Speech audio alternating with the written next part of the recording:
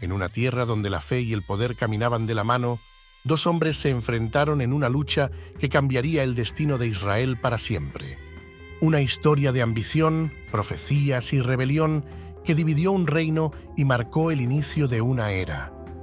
¿Qué llevó a estos líderes a enfrentarse y cómo un reino unido bajo la poderosa dinastía de David se partió en dos? Acompáñanos en este viaje a través del tiempo para descubrir la verdadera historia detrás de la división del reino de Israel. Suscríbete al canal y no te vayas sin dejar tu comentario de esta historia. Empecemos. En el crepúsculo de su reinado, el rey Salomón, cuya sabiduría y esplendor habían sido sin igual, descansa finalmente con sus ancestros. En la ciudad de David se cierra un capítulo de la historia de Israel. Roboam, heredero del trono, se dirige a Siquem. Ante él, el desafío de unir bajo su cetro a las 12 tribus de Israel.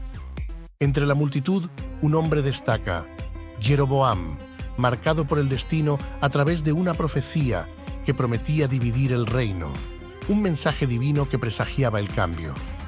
Las tribus, agobiadas por años de opresión, ven en la coronación de Roboam una oportunidad para el alivio. Jeroboam, liderando la causa, se atreve a pedir un nuevo comienzo. La voz del pueblo retumba como el trueno. ¿Qué consejo me dais para apaciguar su clamor y ganar su lealtad eterna? Con humildad y palabras bondadosas podrás construir un reino fuerte. El amor y el respeto son la clave para un reinado perdurable. Los ancianos aconsejan suavidad, pero ¿cuál es vuestro parecer? ¿Cómo debo responder al desafío que se me presenta?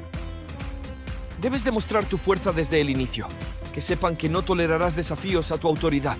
Más duro aún que tu padre. Así deben verte. Ignorando los sabios consejos, Roboam opta por la vía de la autoridad y el orgullo.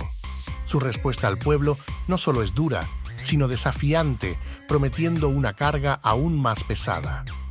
Las palabras de Roboam resuenan como un trueno, desencadenando una tempestad.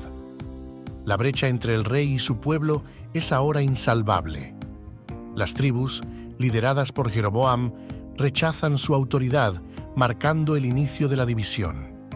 En un intento fallido por recuperar el control, Roboam envía a Adoram a apaciguar la rebelión solo para que su misión termine en tragedia. El rey, asombrado, huye a Jerusalén. Preparado para la guerra, Roboam es detenido por la palabra divina a través de Semeías. No peleéis contra vuestros hermanos, resuena el mandato celestial, obligándolo a cesar su avance. Roboam, en los años subsiguientes, intenta fortalecer su reino. A pesar de sus esfuerzos por recuperar la estabilidad, la sombra de sus primeras decisiones lo persigue. La fe en Dios, clave de la prosperidad pasada, comienza a desvanecerse bajo su gobierno. A medida que el tiempo pasa, Roboam se aleja cada vez más de los caminos de Jehová, sumiendo a su reino en la oscuridad de la idolatría, un espejo del declive moral que su padre intentó evitar. La historia de Roboam y su pueblo nos enseña que nuestras acciones tienen un alcance que va más allá de nuestra propia existencia, moldeando el destino de quienes nos rodean. La intervención divina a través de Sisac, rey de Egipto, es un duro castigo para un pueblo que se desvió de su camino. Pero en la adversidad, Judá encuentra una vez más su humildad, un destello de esperanza en medio de la desolación. A pesar de los momentos de arrepentimiento, la historia de Judá es un ciclo de olvido y regreso a la idolatría. La vida de Roboam culmina sin gloria, un espejo del declive espiritual de su reino. Colocado en el trono por las 10 tribus rebeldes, Jeroboam tenía ante sí la oportunidad de guiar a Israel hacia una nueva era. Con experiencia y habilidad, estaba preparado para gobernar con discreción, pero su temor a perder el poder lo llevó por un camino peligroso. Para asegurar la lealtad de sus súbditos y evitar que volvieran su mirada hacia Jerusalén, Jeroboam ideó un plan que cambiaría el curso de la adoración en Israel. Creando centros de culto en Betel y Dan, buscó reemplazar la tradición con la conveniencia, olvidando las enseñanzas divinas. En su esfuerzo por consolidar su reino, Jeroboam transgredió abiertamente el mandato de no crear imágenes talladas. Sus becerros de oro, pretendiendo simbolizar la presencia divina, solo sirvieron para alejar a Israel de su verdadero Dios. La decisión de Jeroboam de establecer un sacerdocio alternativo, excluyendo a los levitas verdaderos, provocó una huida masiva hacia Jerusalén. Aquellos que buscaban adorar en verdad no podían aceptar la corrupción de su fe. El desafío de Jeroboam no quedó sin respuesta.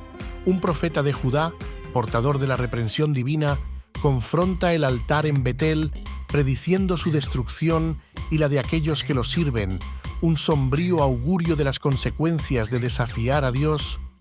La reacción de Jeroboam, intentando apresar al mensajero de Dios, solo le trajo un castigo inmediato. Su mano se secó, un testimonio palpable de su impotencia frente a la voluntad divina. Ante la irrefutable manifestación del poder divino, Jeroboam se ve forzado a suplicar por su propia recuperación. Un momento de vulnerabilidad que contrasta agudamente con su anterior desafío, revelando la omnipotencia de Dios incluso frente a los corazones más endurecidos. A pesar de la clara señal divina y de la oportunidad para el arrepentimiento, Jeroboam elige el camino del endurecimiento de corazón.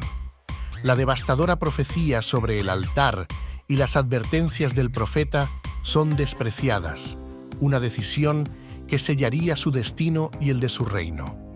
Jeroboam, lejos de aprender de los juicios divinos, profundiza la apostasía de Israel, estableciendo un sacerdocio corrupto. Su legado sería de rebelión y pecado, arrastrando al pueblo elegido hacia la ruina. A través de la oscuridad de la apostasía de Israel, la luz de la misericordia divina brilla persistente.